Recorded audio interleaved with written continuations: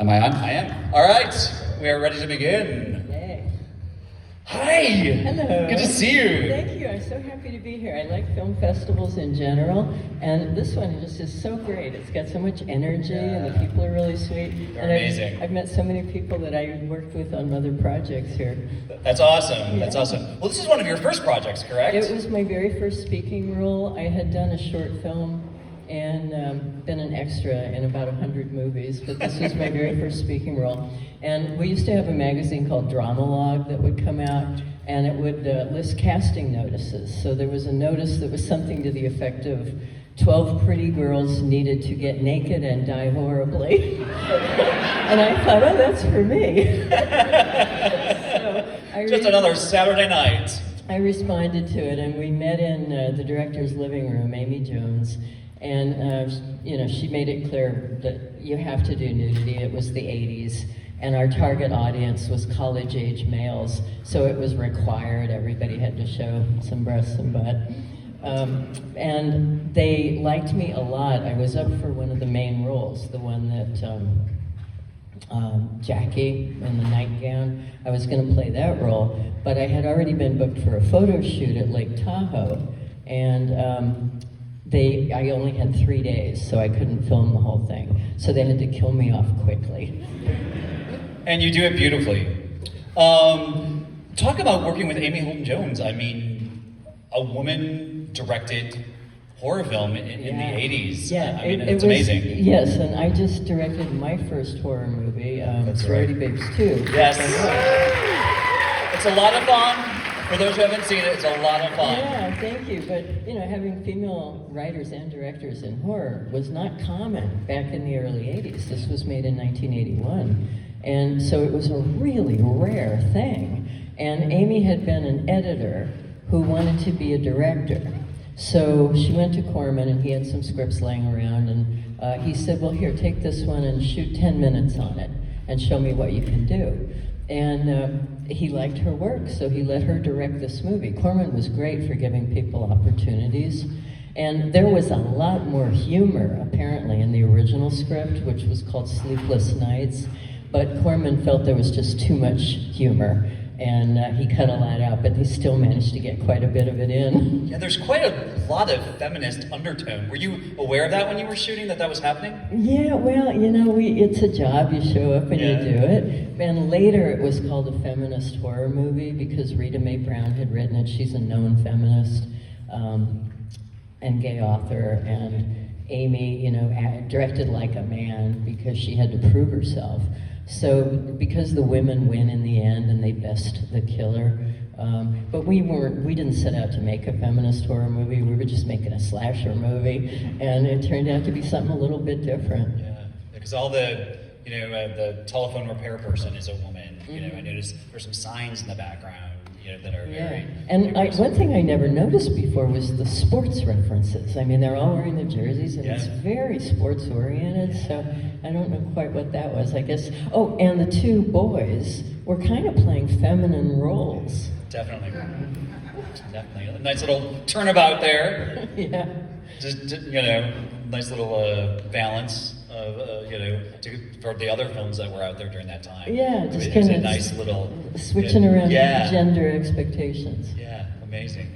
Well, you mentioned Roger Corman. Was he ever on set, or Julie Corman? Were they ever on set? Did you get to meet them? No, they never showed up. They never came. But they didn't give the invitation to the party. No, it was a factory. The 80s were really a factory, and especially when home video came into prominence. This movie was made on film, but it was one of the last few that I did. The rest of the ones in the 80s, Sorority Babes, Nightmare Sisters, Slave Girls from Beyond Infinity, those were all shot on video. The gymnasium sequence is amazing. How long did that take to shoot, and what was it like working with Michael Valala? In the locker room? Yeah, the locker room sequence, yeah. I think we shot all of my scenes in 3 or 4 days, and we did the locker room thing in 1 day. And I had never really acted before. It was the first time I was chased by a madman, screamed, died, and you don't get prepared for those things in real life. So I was really Thank amazed goodness. it was in me. Yeah, I had been a scientist in San Diego. I was an environmental consultant for a nuclear power plant. And I married my childhood sweetheart, Dave Stevens, an artist who did Rocketeer. And he moved to Los Angeles and was working for Steven Spielberg. And he said, come up, he was doing storyboards on Raiders of the Lost Ark. And he said, come up to LA, let's get married. So I did, and I was looking for a science job in Los Angeles and fell into acting. It was quite accidental. I didn't grow up saying, oh, I want to be an actress. I grew up saying, I want to work with dolphins. So, yeah, the locker room thing was amazing because I didn't know I had that in me, and I thought it just worked out really well. And Michael is a sweetheart. We do a lot of conventions together, especially with Deborah DeLiso, the one who was in the refrigerator. And she told an interesting anecdote. She said in the refrigerator, the only thing she could hold on to was the light bulb. And you notice the light was on. So she's burning her hand there when she's falling out the door, you know, and coming back. So we suffer for our art. Oh, and also when the Villela puts the drill through the door in the locker room, I don't know if you noticed there was an Easter egg right next to it. It said emergency drill procedures. And in the big gymnasium, when we're all playing basketball, there was a sign on the wall that said, join the drill team. What I was struck by was how intelligent Linda was. She talks about studying and keeping good grades, and then she very smartly grabs the towel to wipe up the blood to hide herself. And I was like, wow, they really put some depth into that character and gave her some, you know, smarts and intelligence, and she would have been a great final girl, you know? Yeah, if you had been available for longer. Well, and it was kind of, you know, it was sort of me being very bookish at the time. An interesting anecdote, when I'm in the little towel enclosure, Yeah. it's very, very small. It's the size of a tiny closet, and there were like 5 people in there. There's the guy with the thing pumping blood, and then there's Amy, the director, and then there's the cameraman, and then there's the first AD. So we had like 5 people packed in this tiny little room. That's amazing. And you know, I love those stories because we would never, ever think about that or imagine that. So Yeah. it's such an amazing tale, behind the scenes tale. And yet it seems so solitary when I'm there and he's creeping around and you hear the water dripping. Yeah. And it just, I like the way it builds tension. Oh yeah, it's amazing. So you were invited. Linda was invited to Trish's party, but never made it. Yeah. What do you think she would have brought to the party if she had been able to go? Oh boy, her books. There you go. She would have been sitting on the couch studying mathematics while they were all getting high. Maui wowie. Yeah. Are you surprised, or do you have any inclination why this film has generated sequel after sequel? There was just a reimagining not too long ago. Is there any, you know, essence to the film that you think has contributed to that? Oh, you know, because it was the 40th anniversary, I was doing a lot of retrospectives at theaters and things just like this. And some people hadn't even been born when it was made. They were too young, and they laughed at the right times. And there's something about it that isn't dated per se. It really holds up. There's just something about it that's funny and quirky, and all the tropes, the cat jumping out of the closet and things like that. But it didn't take itself too seriously.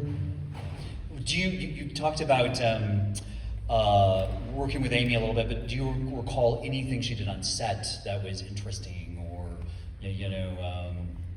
just what was it like working with her? Oh, I just remember one thing. They were testing the drill on different things to see for blood splatter.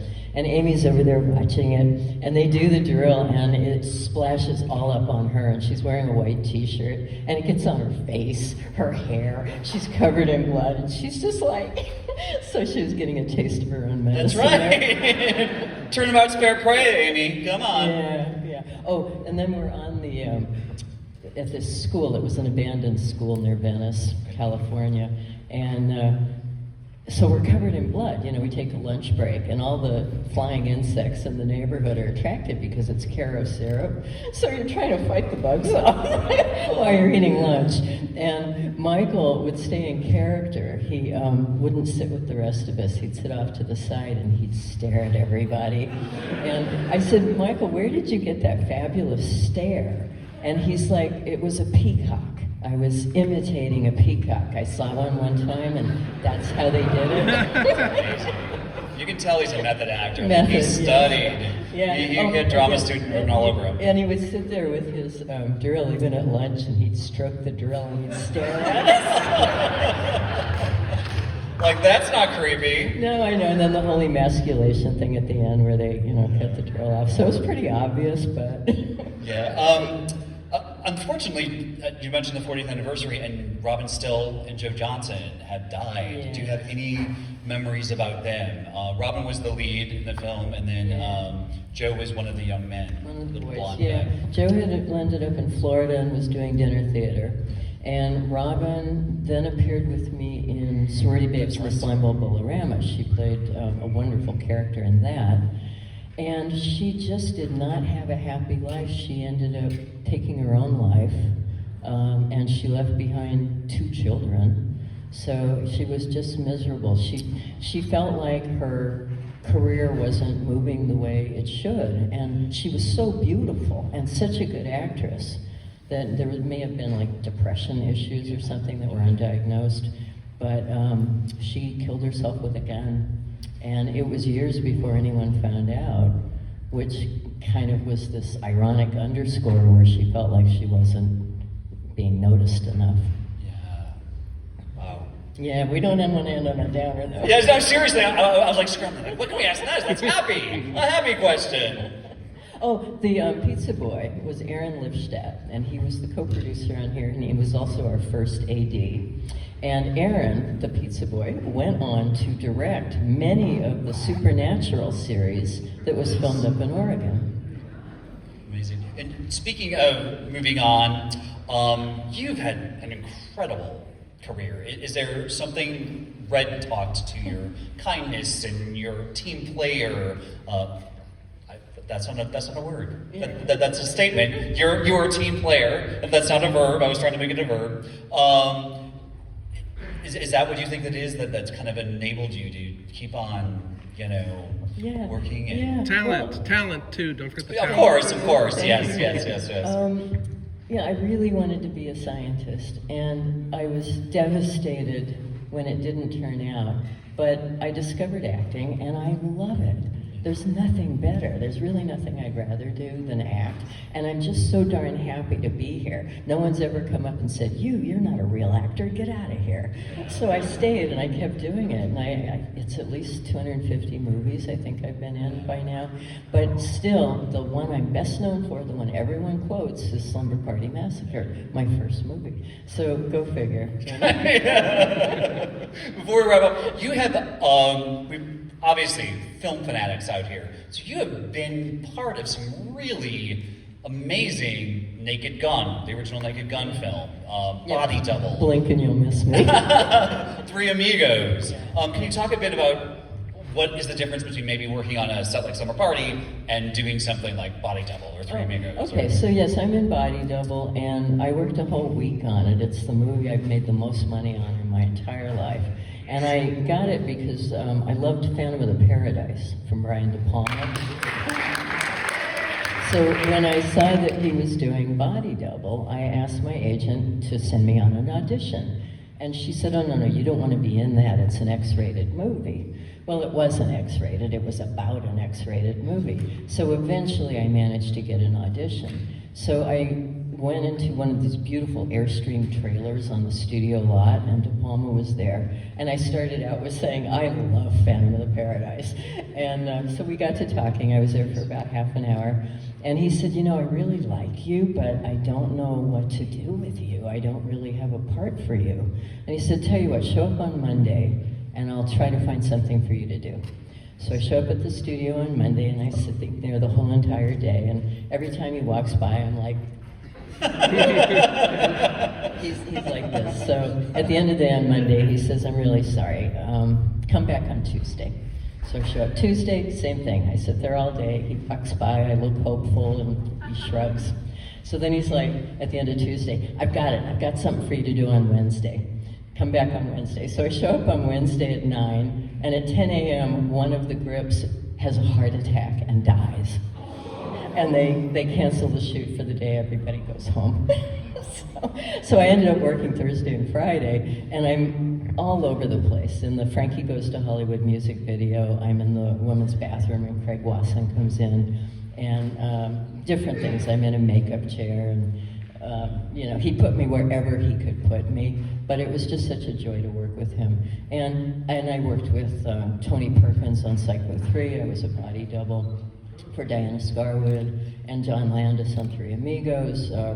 Rob Reiner, I was in Spinal Tap. That's right. Yeah. That's right. I worked a week on that too, and you just barely see me, but at least I got to work with all these great people. What was that like? What was it like? I first got the part as an extra in the crowd scene at their concerts. And so I'm one of the crowd at all of their concerts except the one that is in Japan, because they used Asian people for that. And somehow just hanging out, Michael McKean took a liking to me. And he said, we're gonna do a company move to this hotel on Sunset. We're shooting in the penthouse. Why don't you come? So I got permission to go. And it was a much smaller scene. It was supposed to be a party, I think, in Atlanta. Fran Drescher was in the scene. And every time they'd go cut, Michael would run up to me and say, did you speak? And I'm like, no. And he's like, you gotta say something, you'll get paid more. And he really championed me. The whole movie was improv. And they would just do take after take, and every take was different. So that night I was going to an Adam Ant concert at the Palladium, and I was riding down the elevator with Rob Reiner, and he's just like, I don't know if this movie's gonna work. I've got 50 hours of footage that I have to cut together, and it's all wonderful. I don't know how I'm gonna make this work. And I said, you'll do it. So we land, the elevator doors open, and there's Adam Ant standing there. He's staying at the same hotel. And I'm like, I'm gonna see you later tonight. And he's like, yeah, whatever. So it's fun, I love Hollywood. And we love you. We really do, right?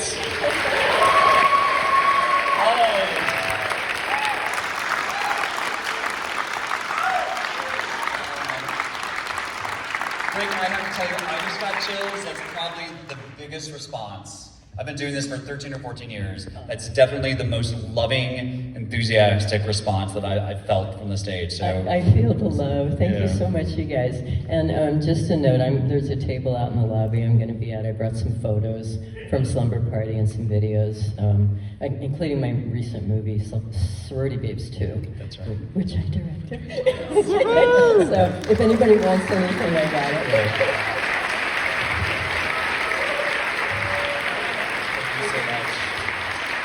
Thank you, guys. I'm going to let you take focus there just for a second. Thank you, Brinke. So I think we